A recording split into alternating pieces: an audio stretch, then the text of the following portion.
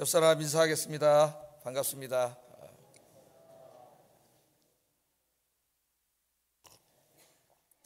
자, 기독교 우리 력에 의하면은 전통적으로 우리 기독교가 오늘 이 주일을 종려주일로 지켰습니다. 종려주일.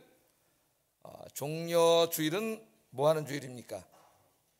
구약 성경의 약속과 유대교의 이 신학에 의하면은 그들이 이제 나라를 다 뺏기고 점령당하고 이런 오랜 세월 있었지 않습니까? 하나님의 구원의 때가 되면 하나님께서 예루살렘 성으로 찾아오신다. 그래서 자기 민족을 구원하신다. 이런 오래된 그런 희망, 신학, 기대 이런 걸 가지고 있었어요. 예수님께서 이제 아기의 모습으로 이 땅에 이렇게 오셔서 공생의 공적인 생활을 하시다가 예루살렘 성으로 이제 십자가 사건을 한 주간 앞두고 예루살렘 성으로 이제 입성을 하시죠. 예루살렘 성으로 누가 들어가셨어요? 예수님이 들어가셨잖아요. 유대인들이 어떤 기대가 있다고요? 마지막 때에 하나님께서 그들을 구원하기 위해 예루살렘 성으로 찾아오실 것이다. 그런 기대가 있었다 그랬죠. 예수님이 예루살렘 성에 입성하십니다. 들어가십니다. 뭘 의미하는 거예요? 그분이 바로 오랜 동안 하나님의 성경에서 약속하신 하나님이시다. 하나님의 아들이시다. 그걸 보여주는 거예요. 그래서 그 예루살렘 성으로 이제 들어가시는 날 그 길거리에 와 있던 많은 사람들이 그 종려나무 가지, 그들의 전통은 이제 왕이 올라갈 때 종려나무를 흔드는 게 있어요. 종려나무 가지를 막 흔들면서 호산나 호산나 큰 성을 막 불렀죠. 그래서 그것을 기념하는 날이 종려주일입니다. 종려나무 가지를 흔든 날이라서 종려주일. 그래서 오늘 이제 종려주일 아침이고, 또 우리 기독교 전통은 종려주일이 지나면 그 다음 날부터 한 주간 동안을 고난주간으로 이렇게 정해서 금식하고 또 새벽 기도하고, 그렇게 함으로써 주님의 고난을 깊이 묵상하고 또 동참하고 더 앞으로 주님의 가르침대로 말씀대로 살기로 다짐하고 그런 시간으로 가졌어요. 경건한 날로. 그래서 저희 교회도 이제 내일부터 금요일까지 한 끼 금식하면서 아침 한 끼 금식하고 또 새벽 기도 합니다. 새벽에 나와서 많이들 기도하시기를 주의 이름으로 축복합니다. 고난주간에는 나와야지, 딴 때는 못 나왔어도 고난주간에는 꼭 나오셔야 돼요. 자, 여러분, 예수님이 누구세요? 예수님이 종려주일날 그 예루살렘 성으로 승리의 입성을 하셨던 그 예수님이 누구세요? 하나님의 아들이시죠. 그분이 바로 하나님이세요. 우리는 성부, 성자, 성령 삼위일체 하나님을 믿습니다. 그분이 하나님의 아들이시고 바로 하나님이세요. 근데 그 하나님께서 왜 인간의 몸을 입고 지금 이 땅에 오셔 있잖아요.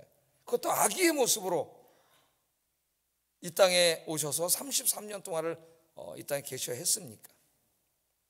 왜 하나님이신 그분이 인간이 되셔서 인간의 역사 속으로 찾아오셔야만 했습니까? 무엇을 이루기 위해서? 그 목적이 뭡니까, 여러분? 여기에 기독교 신학의 진리가 있어요.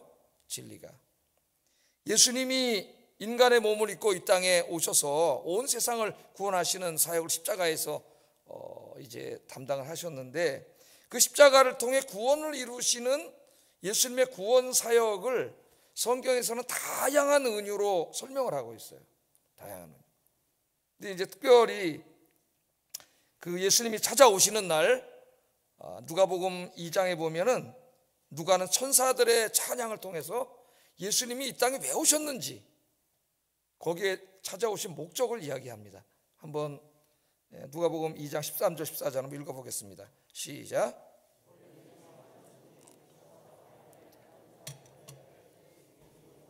하나님께 영광이요 땅에서는 하나님이 기뻐하신 사람들 중에 평화로다 하니라. 자, 이렇게 말씀을 했습니다. 예수님이 이 땅에 인간의 몸을 입고 찾아오신 그 목적이 뭐냐? 이 땅에 살고 있는 사람들에게 뭘 주시기 위해서 오셨어요? 평화를 주시기 위해서 오셨다. 그렇게 이야기를 합니다. 평화를 주시기 위해서 오셨다. 물론 이제 더 많은 성경에서는 또 이제 우리의 죄를 용서하시고 우리를 의롭다 칭해 주시고 우리를 구원해 주시기 위해서 오셨습니다. 그렇게 이제 로마서 3장에서는 설명하는데, 오늘 누가복음 2장에서는 평화를 주시기 위해서 오셨다 그래요. 평화. 그래서 오늘 이제 이 종료주일 아침에 특별히 오늘 또 이 산상설교 마태복음 5장 9장의 말씀과 잘 이게 매치가 돼서 이 말씀을 그대로 증거합니다. 예수님이 우리에게 평화를 주시기 위해서 오셨는데, 그 어떤 평화를 주시기 위해서 오셨을까요? 어떤 뜻일까요, 여러분? 세 가지 정도 의미가 있습니다. 첫째는 하나님과의 평화예요. 하나님과의 평화. 이제 우리가 하나하나 공부해 볼 거예요. 하나님과의 평화. 두 번째는 자기 자신과의 평화예요. 자기 자신과의 평화가 깨지면 우리 정신적인 고통이 찾아옵니다. 불안이나 우울이나 이런 게 찾아와요. 하나님이 주시는 평안이 찾아오면 그런 이제 병들이 치유가 되는 거죠. 그 이제 세 번째는 나 아닌 다른 사람들과의 평화예요. 나 아닌 이웃들과의 평화. 예수님이 이 땅에 가져오신 평안이 세 가지 의미가 있어요. 그래서 오늘 말씀과 함께 좀 오늘 공부를 해보겠습니다. 자, 오늘 예수님 말씀하시기를 화평하게 하는 자는 복이 있다, 이렇게 말합니다. 화평하게 하는 자는 복이 있다. 그래서 오늘 이 화평이라는 말, 제가 세 가지 의미가 있다 그랬는데, 이걸 좀 먼저 우리에게 익숙한 칭의 혹은 속죄론과 좀 연관시켜서 한번 신학적으로 제가 먼저 설명을 하고, 그 다음에 이제 이 화평하게 하는 자 복이 있다는 의미가 뭔가, 우리 보고 어떻게 살으라고 하시는 말씀인가, 그럼 좀 생각해 보려고 합니다.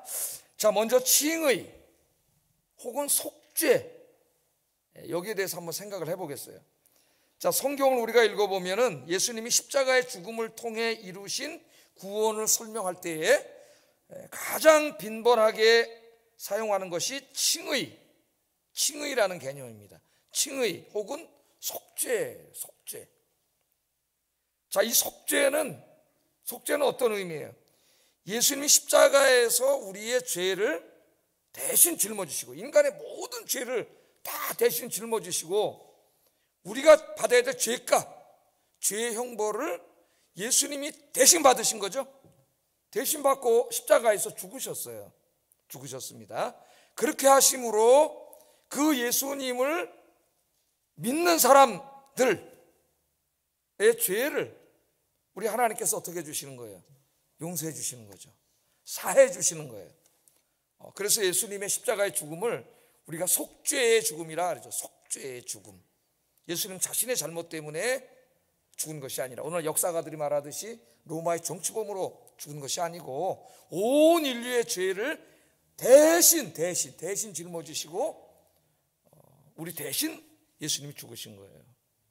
그래서 속죄입니다. 우리의 죄를 용서해 주심. 그렇게 우리가 원래는 죄인이었는데 그 주님의 십자가의 은혜로 죄 사함을 받았기 때문에 우리는 이제 죄인이 아니라 하나님 앞에서 뭐가 된 거예요? 의인이 된 거지. 의인. 우리가 죄인인데 하나님이 의인이라고 칭해 주신 거예요.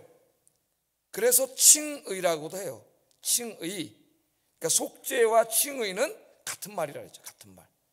속죄는 예수님이 십자가를 통해 이루신 구원을 조금 소극적인 의미로 설명한 것이고, 죄사함 이렇게. 칭의는 적극적인 의미로 설명하는 것이에요. 두 개념 같은 거예요. 그래서 옛날에는 신학교에서 공부할 때 이제 예수님에 대해서 가르치는 학문을 기독론이라고 하는데, 기독론 이렇게 가르쳤습니다. 근데 그 다음에 기독론 안에서 이 속죄론이 차지하는 내용이 너무나 많기 때문에 그걸 떼내가지고 요새는 이제 또 속죄론 혹은 칭의론 이렇게 가르쳐요. 근데 이제 최근에는 속죄론, 칭의론보다는 구원론 이런 말을 더 많이 씁니다. 구원론 그렇게 해서 이제 가르치는데, 두 언어는 같은 개념이다. 자, 이 칭의는 법정의 이미지를 가지고 온 겁니다. 법정. 요새 우리나라 법원에 관한 드라마도 많이 하고 판사들이 재판하는 것도 많이 나오고, 하여튼 서로 고소고발해갖고 매일 재판하고, 어떻게 나라가 이렇게 되는지 모르겠습니다. 우리나라가. 자, 칭의는 법정의 언어예요. 하나님을 어떤 이미지로 그린 거예요? 이거는 우리를 죄를 용서하시고 우리를 의롭다 하셨다. 판사의 이미지로 그린 거죠. 판사의 이미지로. 판사이신 하나님이 우리를 죄 없다, 무죄 그렇게 선언해 주신 거예요. 원래는 죄인인데, 먼 죄를 비롯해서 우리가 지은 죄가 엄청나게 많은 죄인인데 예수님께서 속죄의 죽음을 죽으셨기 때문에 그 예수님의 십자가의 은혜로 하나님이 죄인인 우리들을 판결을 하시는데 무죄, 그렇게 죄 없음 판결하셨다는 거예요. 의인으로 판결하셨다는 거예요. 여러분 재판을 할 때 이제 판사가 이렇게 앉혀놓고 무죄 그러면 어떻게 됩니까? 죄가 없는 거죠. 무죄가 되는 거죠. 하나님 무죄 판결을 내리셨어요. 그래서 우리는 이제 죄인이 아니라 황송하게도 하나님이 의인이라고 칭해 주시고, 그것만도 너무 감사한데 또 성도라고 칭해 주셔요. 거룩한 무리들, 우리가 도덕적으로 거룩하지 않은데 주님의 공로로, 십자가의 공로를 거룩하다 그렇게 칭해 주십니다. 자, 이처럼 주님의 십자가의 놀라운 은혜로 우리는 죄사함 받고 하나님의 의로운 백성이 되었습니다. 이처럼 칭의는 우리 예수님께서 십자가에서 이루신 이 죄사함과 구원의 사건을 어떻게 보면 가장 분명하게 명쾌하게 설명해 주는 신학적인 개념이에요. 그래서 이걸 모르는 사람이 없죠. 교회 다니는 사람 다 알고 있습니다.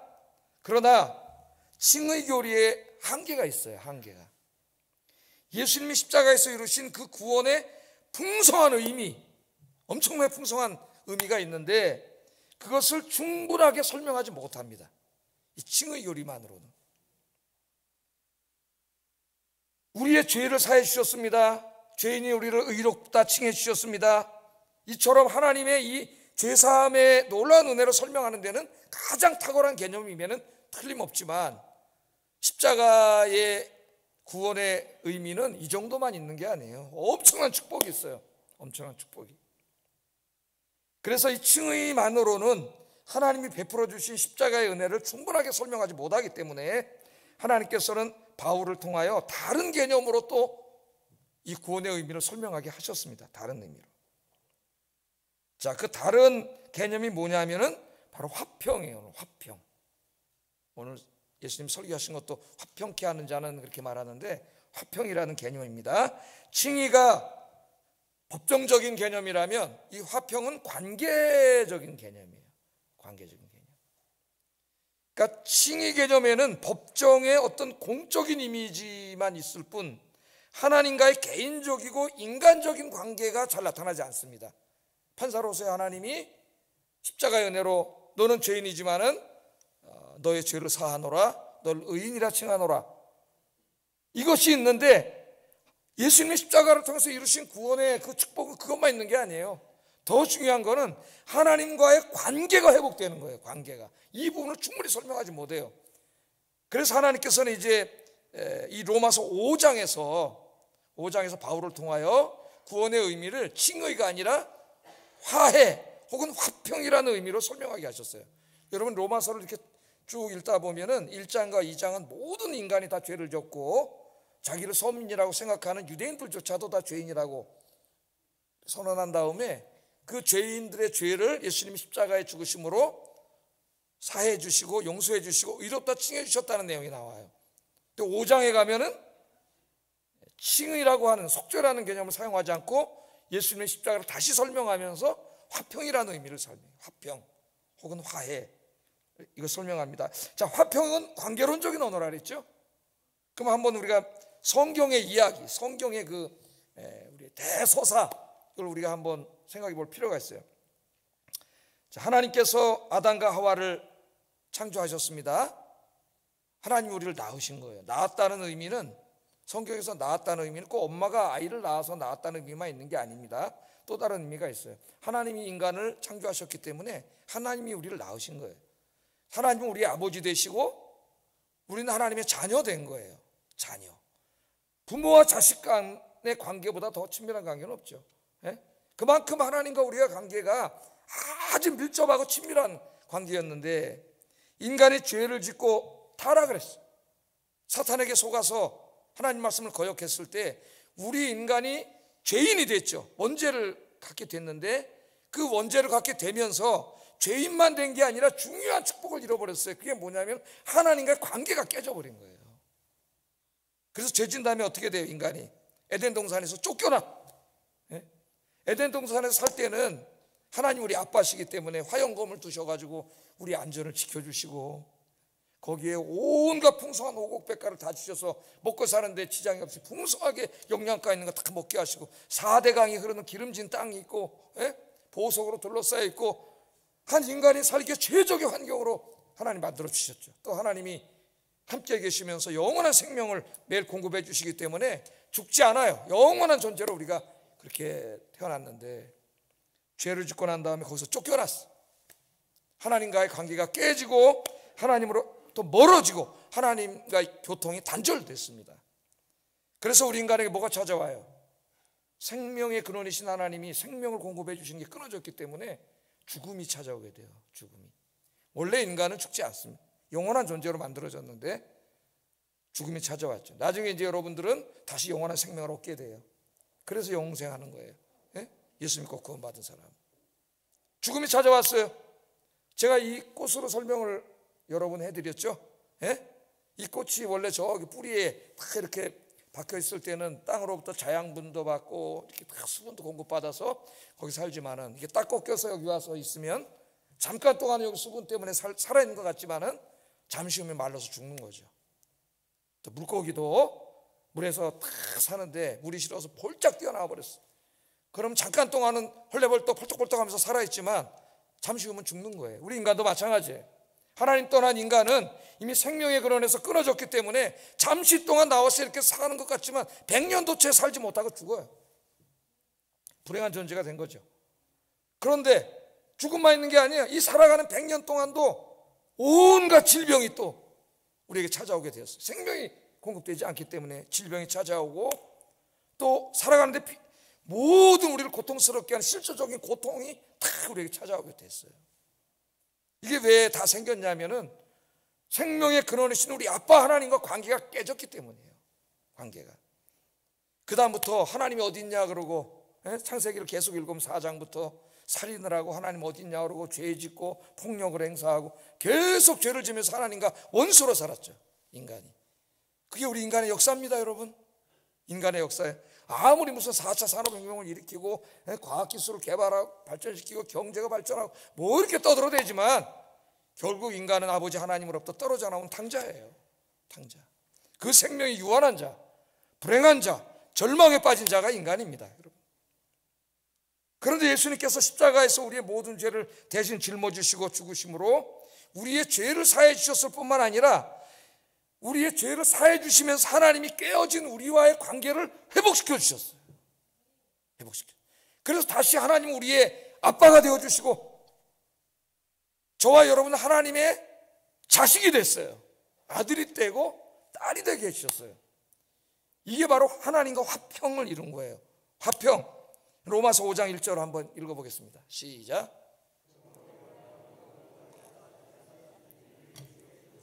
하나님과 화평을 누리자.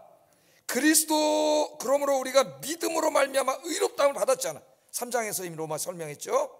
속죄 죄사함 받고 의롭다함을 받았으면 그걸로 끝나는 게 아니라 그리스도로 말미암아 이제 뭘 누리는 사람이 됐다고? 하나님과 화평을 누리는 사람이 됐다. 그렇게 말합니다. 하나님과 화평을 누린다는 게 뭐냐? 좀 애매할 수도 있습니다. 개념이. 그래서 이제 1절엔 그렇게 얘기하고 10절에 가면은 그 의미를 자세하게 설명을 해줬어요. 5장 10절 한번 읽어봅니다. 로마서 5장 10절 시작. 하나님과 화목하게 되었은즉. 그래서 여기 화평이라는 단어를 화목으로 바꾸어서 설명을 해요. 화평은 이제 히브리 말로는 샬롬이란 말이고 헬라 말로는 에이레네라는 그런 말입니다. 자, 이것을 다시 설명할 때는 이해하게 설명하기 위해서 화목이라는 단어를 써요. 화목. 화목은 헬라어로는 이제 카탈라소라고 하는 말을 번역한 것인데 이 말은 화해하다 그 말입니다. 어떤 두 사람이 싸우다 원수가 돼가지고 으르렁거리고 사는데 화해한 거예요. 화해. 그래서 그리스어에서는 깨어진 관계를 회복시킨 의미로 쓰였어요. 이 말이. 이 말, 5장 10절에 하나님과 화목하게 되었다. 그래서 영어로는 뭐라 그래요? 이거 화해한다는, 화해시킨다는 reconciliation. 화해하는 거죠. 화해. 예? 화해. 그런 말입니다.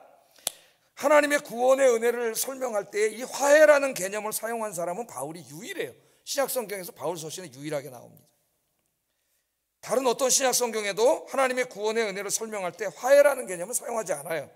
근데 하나님이 유독 바울을 통해서 구원을 설명할 때는 화해라는 개념을 사용하게 하셨어요. 이제 많은 신학을 공부한 저 같은 사람들이 이제 이렇게 신학을 연구하다 왜 그랬을까 생각했더니 이건 바울의 자서전적인 언어다. 여러분, 사도 바울은 원래 어떤 사람이었습니까? 여러분, 예수님을 믿지 않는 사람이었죠.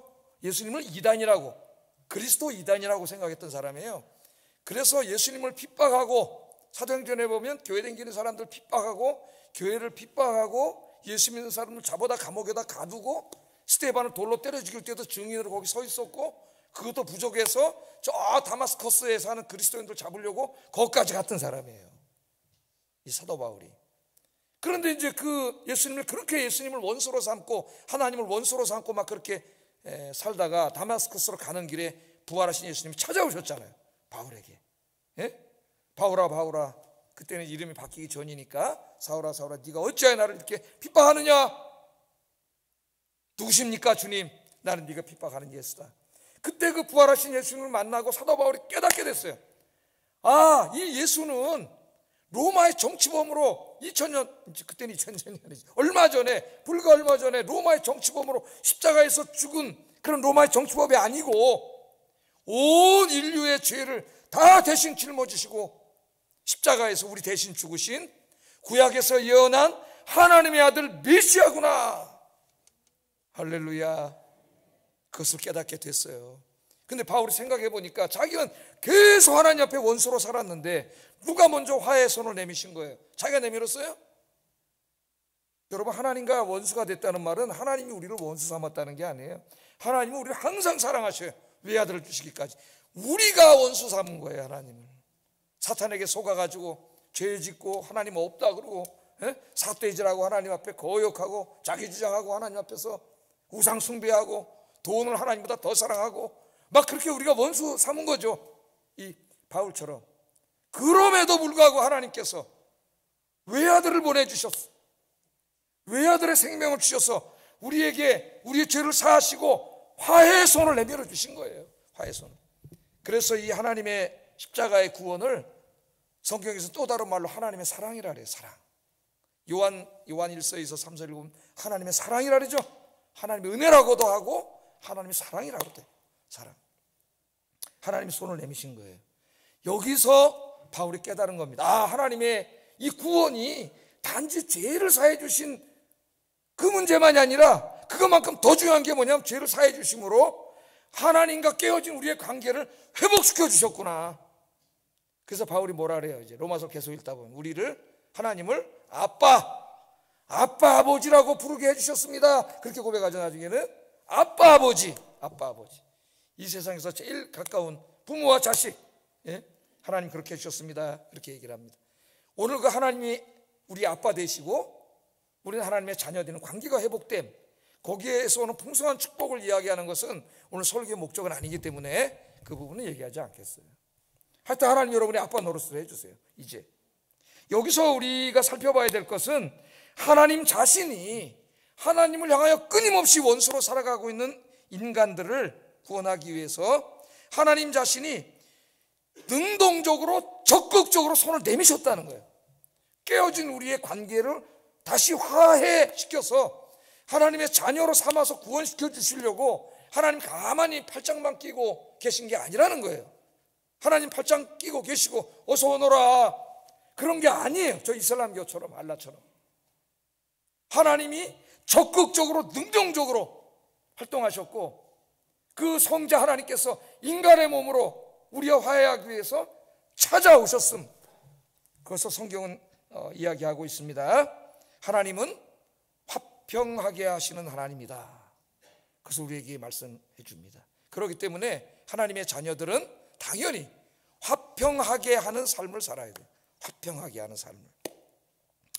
자, 이 산상설교 말씀이 바로 이 두 번째 사명에 관한 말씀인데, 산상설교는 이미 예수님을 믿고 죄사함 받아서 하나님과 화평한 사람들에게 하신 말씀이에요.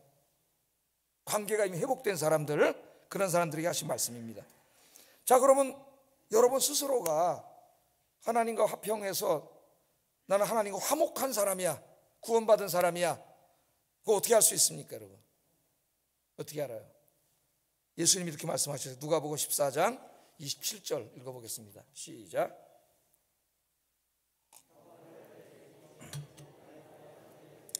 내가 너희에게 주는 것은 세상이 주는 것과 같지 아니하니라. 너희는 마음에 근심하지도 말고 두려워하지도 말라. 자, 우리 예수님 뭘 주신다고요? 평안을 너희에게 주는, 평안, 평화, 화평, 이게 다 같은 말이에요. 에이레네를 다르게 번역한 겁니다. 우리나라 언어는 좀 더 자세하기 때문에 평안을 준다, 평안을 준다. 이 당시에는 이제 그 전쟁이 굉장히 많던 시대고, 바로 예수님 직전에 로마가 삼두 체제에 있다가 그 다음에 이제 안토니우스하고 이제 뭐 옥타비아누스하고 나눠서 전쟁 내전이 일어나가지고 막, 그러니까 사람들이 그 전쟁통에 살았고, 지금도 막 이 당시에도 야만인들, 로마인들이 보기에 야만인입니다. 유럽 사람들이죠. 막 게르만이 쳐들어 내려오고 막 이제 이런 가운데 있다 보니까 사람들의 마음속에 이제 저 갈망이 뭐냐면 평화예요, 평화.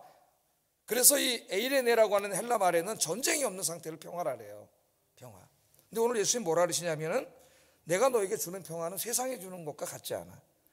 그러니까 단지 전쟁이 없어서, 우리나라도 지금 전쟁이 70년 정도 없어가지고 평화로운 세월을 살고 있죠. 70 이하의 사람들은 전쟁을 겪어보지 못했죠. 우리나라도 아마 역사에서 상당히 긴 기간 동안 평화를 누리는 시기를 우리가 살고 있습니다. 그런데 예수님이 주시는 평화는 그 정도 평안이 아니고, 전쟁이 일어나가지고 포탄이 날아다니는 그 가운데서도 누릴 수 있는 평안이에요. 이 평안은 세상에 속한 평안이 아니에요. 하나님이 주시는 하늘에서 온, 저 초월에서 온 평안이. 그 평안이 여러분 마음속에 이 종료주일 아침에 가득하기를 주의 이름으로 축복합니다. 나 여러분이 또 나가서 죄 짓고 경건생활 제대로 하지도 않고 예배, 성경 읽기, 경건생활 제대로 안 하면 이 구원받지 못한 육신을 통해서 또 마귀가 역사해가지고 평안을 잃어버린다니까요. 늘 주님 앞에 나와. 이번 하여튼 고난주간에 새벽기도 나오면서 이 평안이 충만하기를 주의 이름으로 축복합니다. 이 평안이 임한 사람, 하나님이 화해의 손을 붙잡고, 하나님이 손을 내밀어 주셨잖아요. 예수님을 통해서 그 손을 붙잡고 죄사함 받아서 관계가 회복되고 하나님과 화목한 사람들에게 하나님께서는 이제 이 화평의 사명을 주십니다. 고린도후서 5장 18절 읽어보겠습니다. 시작.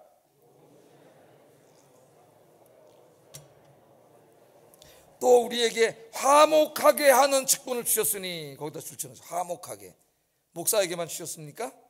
구원받은 모든 사람들에게 주신 사명이 뭐예요? 화목하게 하는 직분, 직위를 주셨다는 거예요. 여러분은 다 하나님 앞에 직분을 받았어요. 예? 직위를 받았어요. 하나님의 대사들이에요. 여러분들은 뭐 하는 대사예요? 화목하게 하는 대사. 화평하게, 오늘 예수님 말씀했잖아요. 화평하게 하는 자가 복이 있다. 화평하게, 굉장히 적극적이죠. 예? 평화와 화평을 그냥 마음으로 원하는 사람이 아니라, 우리 그리스도인들은 하나님처럼 적극적으로 능동적으로 화평이 없는 곳에 화평을 이루는 사람이 되어야 된다는 거죠. 그런 사명을 주신 거예요. 자, 이 화평의 사명에는 이제 두 가지가 있어요. 두 가지. 우리가 이제 실천해야 되는 거죠. 이제까지는 제가 신학적인 개념을 설명했고, 이제는 화평하게 하는 자가 되어야 됩니다. 또 화목하게 하는 직분을 감당해야 돼. 두 가지 의미가 있는, 첫째는 하나님과 원수 관계에 있는 사람들에게 화평의 복음을 전하여 그들도 하나님과 화평을 이루게 하는 사명이에요. 화목하게 하는 사명. 여러분, 이 땅에 교회 밖에 있는 사람들, 예수님 믿지 않는 사람들은 불행한 사람들이에요. 죄 지은 원죄의 상태를 가지고 하나님과의 관계가 깨져 있어. 100년도 채 못 되는 삶을 살아. 그것도 질병과 죄악과 온갖 고통 속에 살다가 죽어서 내세도 없는, 천국도 가지 못하고 지옥에 가는 불행한 사람, 절망적인 사람. 그래서 인간의 실존은 절망이에요. 아무리 무슨 과학이 발전해서 4차 산업혁명 시대에 들어와 있고 경제가 발전하고 뭐 낙관론을 이야기한다 할지라도 100살도 못 살고 죽은 이후에는 내세가 없는 절망적인 존재가 인간이에요. 여러분, 인간. 내 가족일 수도 있고 내 친구일 수도 있습니다. 여러분, 그분들에게 찾아가서 우리 하나님이 내미신 이 화해의 복음, 주 예수 그리스도를 믿고 하나님과 화평하도록, 구원받도록 복음을 증거하는 사명이죠. 전도. 특별히 이제 이번 주 토요일 날 거점 전도를 또 나가게 되는데, 이 고난 주간 한 주간 동안 이 십자가의 복음을 증거하시는, 열심히 증거하시는 여러분 되기를 주의 이름으로 축복합니다. 두 번째 이제 화평의 사명은 다른 사람들과의 관계에서 화평을 추구하는 사명이에요. 화평을 적극적이고 능동적으로. 이제 이 의미가 오늘 산상설교의 의미는 상당히 강합니다. 다른 사람들과의 관계에서 화평을 추구하는 사람. 하나님이 계속 하나님 욕하고 저주하고 하나님 없다 그러고 다른 이런 나무에 가서 그게 하나님이라고 섬기고 이런 어리석은 삶을 살던, 하나님과 원수로 살던 우리들에게 하나님이 외아들까지 주시고 예수님이 생명까지 주시고 이렇게 적극적으로 우리에게 손을 내미신 것처럼, 이제 우리 그리스도인들도 세상에 나가서 손을 내밀어야 된다는 거죠. 적극적이고 능동적으로 화해 사역을 해야 됩니다. 하나님이 뭐라 그랬느냐? 모든 사람으로 더불어 화평하라 그랬어요. 히브리서 12장 14절 읽어보겠습니다. 시작. 이것이 없이는 아무도 주를 보지 못하리라. 화평을 추구하지 않는 자는 주님을 보지 못한다. 다투고 싸우고 갈등하고 이렇게 사는 사람은 주님을 보지 못해요. 주님을. 우리 마음이 청결한 자는 주님을 본다. 그 의미에 대해서 제가 지난주에 설교를 했는데, 그리스도인들은 화평을 추구하는 삶을 살아야 되는데, 먼저 나 자신이 하나님 나를 용서해 주시고 나와 관계를 회복시켜 주신 것처럼 우리 자신도 그런 삶을 살아야 돼요. 나를 기분 상하게 한 사람, 나에게 상처 준 사람, 나에게 손해 끼친 사람, 뒤에서 나를 비방하고 욕하고 다니는 사람, 우리 주님 말씀하시면 그 모든 사람을 용서하고 화해하라, 그렇게 말씀하셔요. 뿐만 아니라 관계가 깨져서 서로 원수처럼 살고 있는 사람들을 찾아가서 그 사람들이 서로 화해하고 용서하고 화해할 수 있는 일에, 그렇게 화해시키는 일에 힘쓰라 그랬어요. 그래서 잠언서를 읽어보면요, 하나님이 제일 가증하게 여긴 7가지 죄가 나와요. 그 중에 하나가 이간질입니다. 이간질. 사람들을 찾아다니면서 이간시키는 거죠. 어떤 사람이 왔다 가면 원래는 사이가 좋았는데 여기 와서 요 말하고 저기 와서 저 말해가지고 관계가 다 깨져버리게 만드는 사람이 있어요. 이 이간은 단지 인격적이고 도덕적인 죄만이 아니라 온 세상을 화평하고 화목하게 화해하게 만들려는 하나님의 구원의 놀라운 계획을 정면으로 반하는 일을 하는 거예요. 엄청난 죄를 짓는 거예요, 여러분. 우리 그리스도인들은 어떤 일에 힘써야 돼요? 관계를 깨는 게 아니라 화목시키는 일, 거기에 우리는 힘써야 되죠. 예? 가장 먼저요, 여러분 가정에서 실천하세요. 오늘 집에 가셔가지고 이번 고난주간에 부부관계에서 실천하세요. 부부관계에서 남편과 아내 사이에 화목해야 됩니다. 자기만 생각하고 자기만 주장하고 그런 이기적인 모습을 보이면 이 관계가 계속 깨지게 돼 있어요. 제가 결혼식 할 때 꼭 얘기합니다. 그렇게 살지 말려고. 내가 당신과 결혼했으니까 당신은 이제 나를 행복하게 해줘야 돼. 오늘부터 그런 마음을 갖는 그 순간부터 그 집은 지옥이 돼요. 사랑을 계속 요구하기 때문에 요구하는 사랑은 끝이 없고 나중에 상대가 지치게 됩니다. 그게 바람나는 거예요, 지쳐서. 왜냐하면 세상에 나가면 저쪽에 가면 제비나 또 저 제비 말고 누구야 또 뭐라 그러지? 꽃뱀들 있잖아요. 말을 얼마나 잘해서 청산유수 다 넘어가는 거예요. 부부간에 먼저 내가 이제 어떻게 하면 이 사람을 좀 더 행복하게 해줄 수 있을까, 그렇게 생각을 하면은 그날부터 천국이 되는 줄로 믿습니다. 요구하지 말고 내가 이루어주려고 생각을 바꾸세요. 그게 화해의 삶이에요. 그래서 주변 사람들이 볼 때 저 부부는 어찌 이렇게 행복할까? 그렇게 사세요. 그렇게 자녀들이 좀 크면 부모 자식 간의 관계도 있고, 그래서 이 예수 믿는 그리스도인의 가정이 맨날 옆에 사람을 보니까 싸우고 소리 지르고 자기들이 보기에도 불행해 보이고 그런 가정이 되면 안 되겠죠. 주님의 사랑 안에서 가족끼리 부모 자식 간에 또 부부 간에 사랑을 나누는 여러분 되기를 주의 이름으로 축복합니다. 자, 두 번째는 이제 가정에서 그렇게 이루어야 되고, 두 번째는 교회에서 화평을 이루는 일에 힘써야 돼요. 교회 공동체 안에.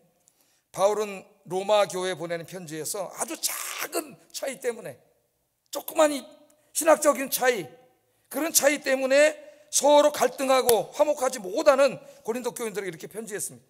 로마서 14장 19절 읽어보겠습니다. 시작. 화평의 일과 덕을 세우는 일에 힘씁니다. 화평의 일을 어떻게 하라고요?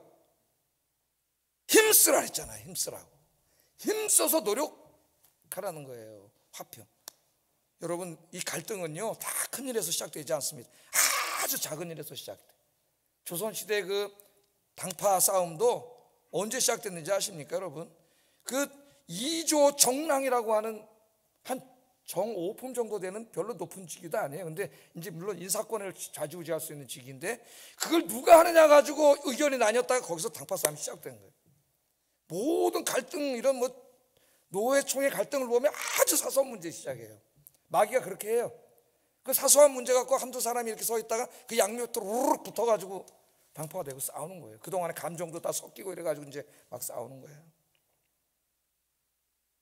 오늘 하나님이 말합니다. 로마 교회가 그렇게 되고 있었거든. 음식 먹는 문제 뭐 이런 것 때문에. 화평의 일에 힘쓰라. 또 데살로니가 교회에게도 한번 읽어보겠습니다. 이렇게 말했어요. 읽어보겠습니다. 시작. 너희끼리 화목하라. 복음을 전하려면, 화평의 복음을 전하려면은 먼저 교회 교인들이 너희끼리 화목하라 그랬어. 너희끼리. 교회가 모여가지고 싸우고 심지어 부끄럽게 법원에까지 가서 고발을 하고, 이 사람들은 하나님의 영광을 다 가리는 사람들이에요. 구원 받았을까요? 법원에 가서 막 고발하고 쓰는 사람들, 난 구원받지 못했다고 생각해요. 그 사람들 회개하지 않으면 구원받은 사람은 그렇게 행동할 수가 없어요. 나 그런 건 아니더라도 교회 공동체 안에서 조금만 해가지고 여기서 속은 저기서 속은 수군 해가지고 교회 와서 화평과 샬롬을 누려야 되는데 교회 왔다가 하면 더 마음이 막 부대끼고 상처가 되고, 이런 교회가 되면 하나님이 교회를 세우신 목적을 전부 다 무너뜨리는 사악한 죄를 짓는 거예요. 너희끼리 화목하라 그랬으니 우리 교회에 와서 여러분 화평의 말, 화평의 행동, 화평의 몸짓, 오늘부터 여러분 우리 아영교회 화평을 위해서 힘쓰는 우리 아영교회 성도님들 되시기를 주의 이름으로 축복합니다. 또 내일부터 세상에 나갑니다. 이웃들, 직장 동료들 화평을 추구해야 돼요. 어디 가든지 기독교인이 갈등을 조장하고 증오를 조장하고 그런 사람이 돼서는 안 돼요. 어디 가서도 기독교는 화평을 위해서 힘쓰는 사람이 돼야 됩니다. 특별히 이 화평은 지금 우리나라 사회의 절실한 말씀이에요. 절실한 말. 십자가 복음의 핵심이 칭의와 화평인데, 우리 기독교인들이 화평이라고 하는 이 주님의 명령, 화평하게 하는 자, 이 사명을 못 감당하고 있어요. 우리 사회 얼마나 절실합니까? 지금 우리 그리스도인들은 이 사회에 나가서 갈등과 불화를 조장하는 말이나 행동을 절대 하면 안 되고, 이해와 용서와 화평을 추구하는 말을 해야 돼요. 뭐 SNS 글을 쓰든지 뭐 어떤 댓글을 달든지 마찬가지입니다. 아무리 거창하고 그럴듯한 말을 한다 하더라도, 뭐 자유를 이야기하고 민주주의를 이야기하고 그런다 할지라도 그 사람의 글을 가만히 말하는 거나 글을 읽어보면은 갈등과 미움, 이걸 증오, 혐오 이런 걸 조장하는 사람이 있어요. 그 사람들은 전부 다가 거짓의 사람이라는 거 볼 것도 없어요. 여러분 아무리 거창한 무슨 슬로건을 건다 할지라도 분열과 갈등과 증오를 조장하는 사람은 거짓의 사람이에요. 그런데 왜 속아 넘어갔어요? 기독교인들이. 우리는 생각이 다를 수 있습니다. 이념이 다를 수 있습니다. 서로 자신의 주장을 펼칠 수 있고 상대의 주장을 비판할 수 있어요. 건전한 비판이 있어야 되는 거죠, 민주주의 안에서는. 그러나 상대방을 비판할 때에도 중요한 게 있어요. 상대에 대한 존중과 배려가 있어야 된다는 거예요. 저 사람이 주장하는 것에 대해서, 정부가 하는 것에 대해서, 어떤 국회의원의 주장에 대해 얼마든지 내 생각을 이야기할 수 있고 다른 이야기를 주장할 수 있고 논리적으로 합리적으로 비판할 수 있습니다. 그러나 그 모든 일을 할 때 우리 그리스도인들은 중요한 게 존중과 배려예요.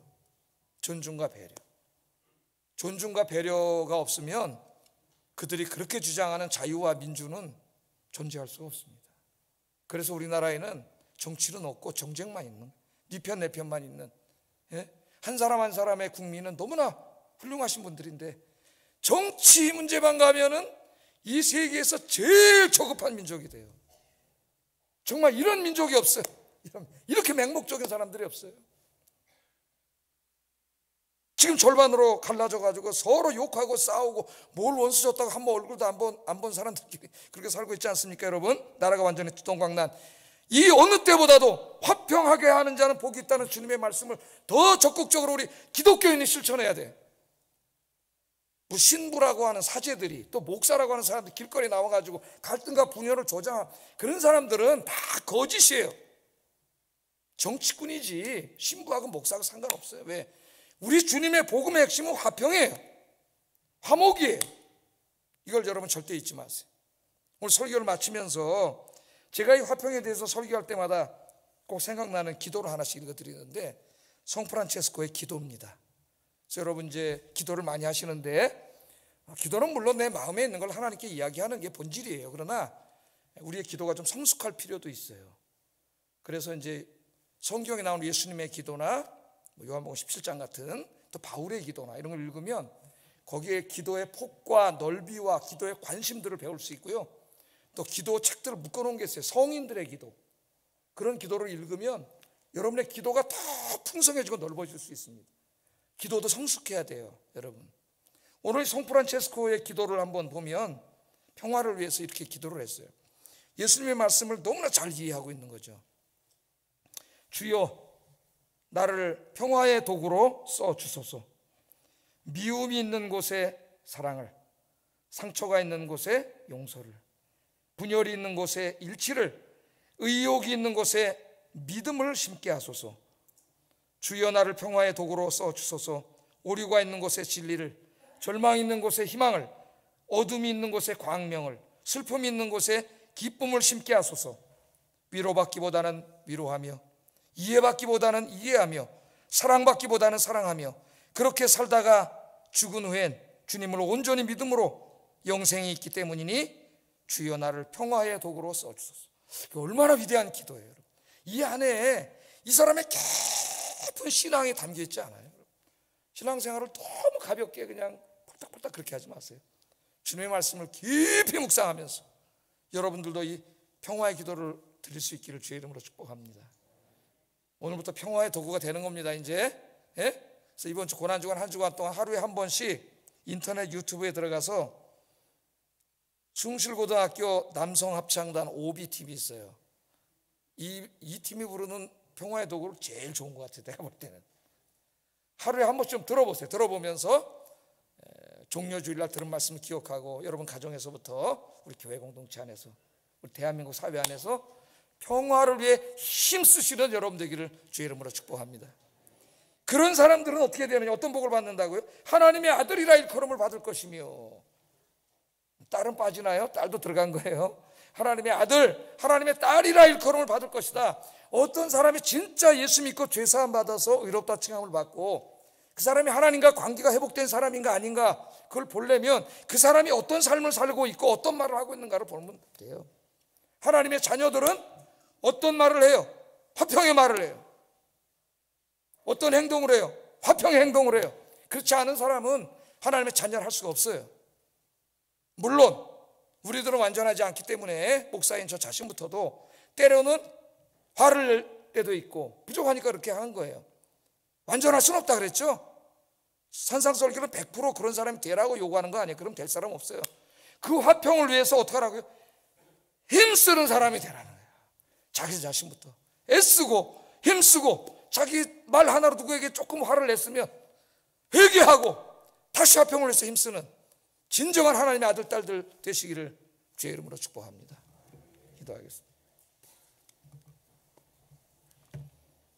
오늘 이 말씀을 듣고 하나님이 십자가를 통해 주신 화평의 사명을 깊이 깨닫고 성프란체스코처럼 기도하게 하소서.